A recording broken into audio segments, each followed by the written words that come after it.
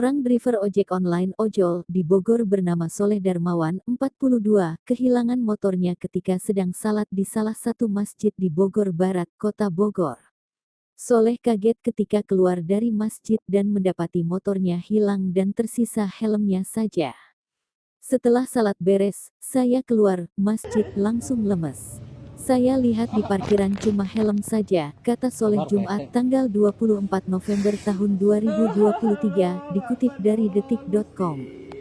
Soleh mengatakan motornya diduga dicuri saat ia menunaikan salat Isya berjemaah di dalam masjid. Ia sempat mendengar suara motor keluar dari area parkir masjid dengan suara kencang seperti orang terburu-buru. Dalam video yang dilihat media Sriwijaya TV di akun IG, Jumat tanggal 24 November tahun 2023, tampak Soleh yang menggunakan jaket hijau dan rompi hitam sedang duduk di sebuah teras bangunan. Soleh tampak menangis terseduh karena mengetahui motor satu-satunya hilang dicuri. Soleh terus menangis sambil memegangi kepalanya. Momen Soleh menangis setelah mengetahui motornya hilang sempat direkam seseorang dan viral di media